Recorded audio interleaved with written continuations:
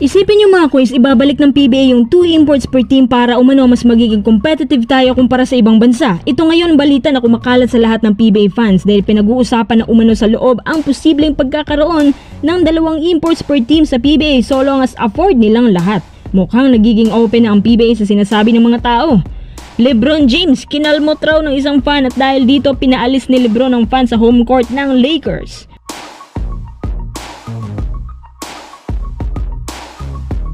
Bago tayo magpatuloy, kung nais susuportahan ng aking channel, just click subscribe and share.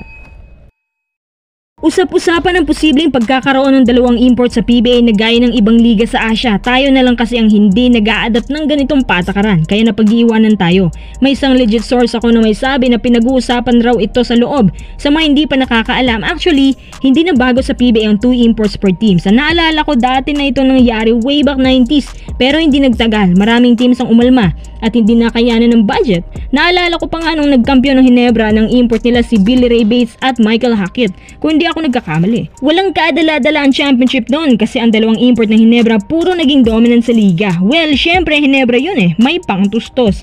Isipin yung mga quiz magsasama si Tony Bishop at Justin Brownlee sa isang team. Di sila na yung SMB, Magnolia, TNT, Meralco, lahat ng teams na kayang ma-afford lahat.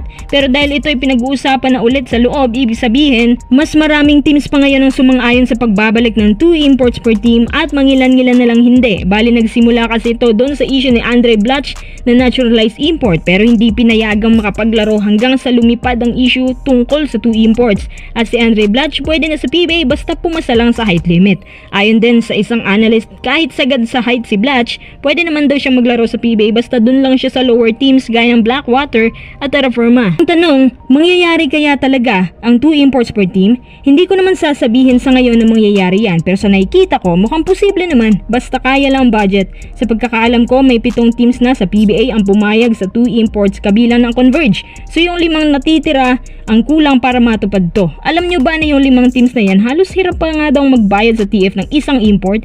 Paano pa kaya kung 2? Kung kaya man nila pero low quality imports din hindi din makakasabay. Kasalukuyan pang pinag-aaralan ng mga bagay na to. Kapag nangyari nga, mas tataas ang level ng competition dahil sa imports at mas challenging din ang bawat laban. Pero ang disadvantage nito, maapektuhan ang playing time ng mga locals. Kayo mga quiz, agree ba kayo na ibalik ng PBA ang 2 imports per team?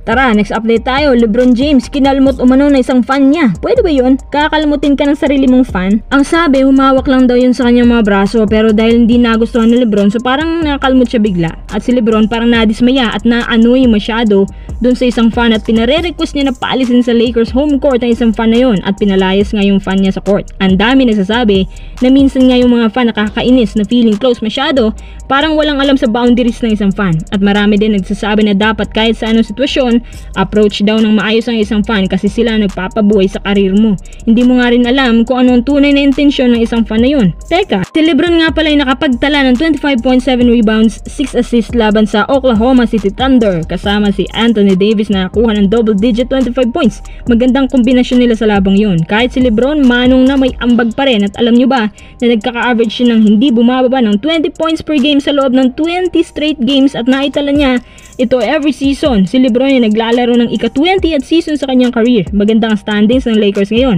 At ibang transitioning nila kasi may laban at gumaganda din ang kanilang rotation. Magandang kombinasyon ng young at veterans. Lahat yan sila mini-mentor ni LeBron at yung shooting percentage ng Lakers tumataas. Mahaba pang bakbakan at marami pang pwedeng mangyari. Wala din akong nakikita na posibleng magre-retiro na si LeBron anytime soon kasi bumabanat pa. Siguro kapag lalagas na yung buhok, saka siya magre-retiro.